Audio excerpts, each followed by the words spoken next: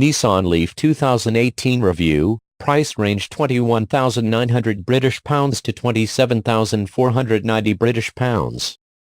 Has there ever been a better time to launch an electric car? There's a good argument in favor with current anti-diesel semantics and to a lesser extent anti-combustion engine sentiment from the government.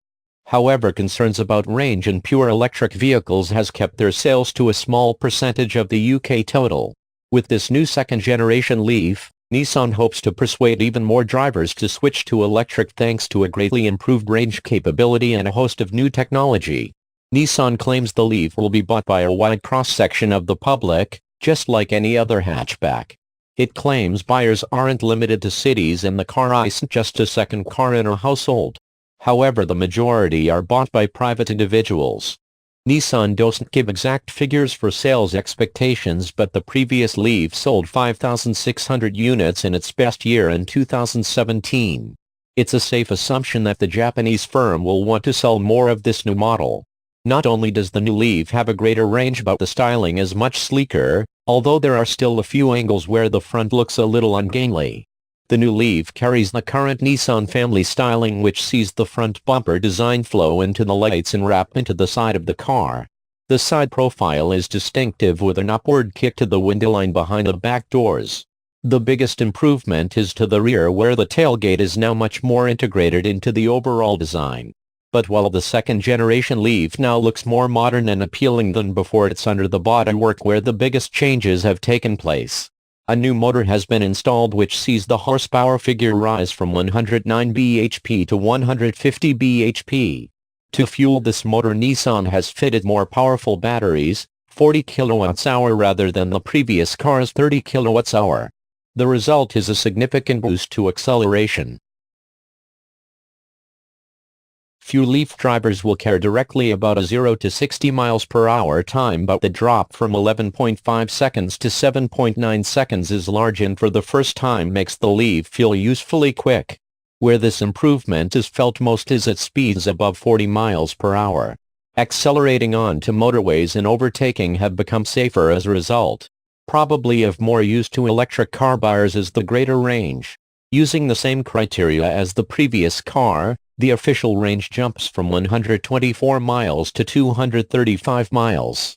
Nissan has also tested the Leaf using a newer, more real-world system that provides a range figure for mixed driving of 168 miles. On a 97-mile route cross-country when we drove the Leaf, we used 75% of the car's battery, which is still a little off the claimed figure. There are cliches that apply to the way all electric cars drive, and this is no exception, which means it is exceptionally quiet and has instant and significant shove when you hit the accelerator. As a regular hatchback, the Leaf is now also a much more competent driving package. With this latest incarnation, Nissan engineers have spent much more time producing a car that rides and handles well. Stiffer suspension means there is less body roll than before in corners, yet the ride comfort, even over poorly surfaced roads, is good enough to keep passengers insulated from any jarring bumps.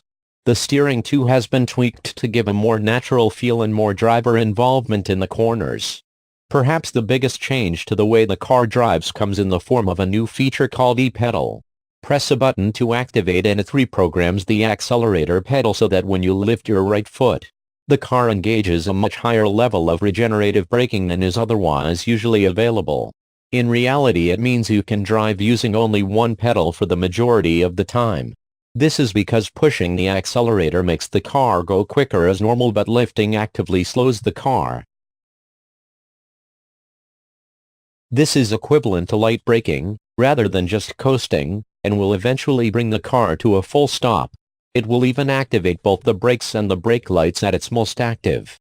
It takes a while to get used to and seems like the natural progression for electric cars that can feel like you're wasting energy by braking when you could be recapturing that momentum to recharge. The battery. The cabin of the Leaf has also been improved too, with higher quality materials and a new high-tech dash plus a new central screen for navigation and other in-car settings. That said, it's still a way off the quality and feel of the best hatchbacks. Plus there's one significant oversight by Nissan, the lack of reach adjustment to the steering wheel, something that every other car in the small family car sector offers. That omission on the steering wheel, coupled with a very high driver's seat, means that taller drivers will find themselves looking out of the top portion of the windscreen and find the rear-view mirror blocking vision in left-hand bends and turn. Meanwhile, taller rear seat passengers will also find headroom is limited by the inwardly sloping sides to the upper half of the doors. As a positive, the boot is bigger than before at a competitive 400 liters, although there is still a large lip to lift luggage over. The rear seats fold but don't form a flat floor. Alongside the battery tech and the e-pedal, Nissan has also introduced a clever cruise control system to help keep the car in a lane and slow or speed up depending on traffic and the maximum speed set by the driver. Like similar tech from premium brands Volvo and Mercedes, the system will bring the car to a complete stop and then restart when traffic clears. The few negatives may be a shame but are outside the core reasons for buying the new Leaf, which are the much improved driving experience and significantly better range. Price range £21,900 to £27,490 after government grant. Engine electric 40 kWh battery. Power 0 to 60 miles per hour in 7.9 seconds, 89 miles per hour top speed. Average fuel economy 235-mile range. CO2 emissions 0 gkm.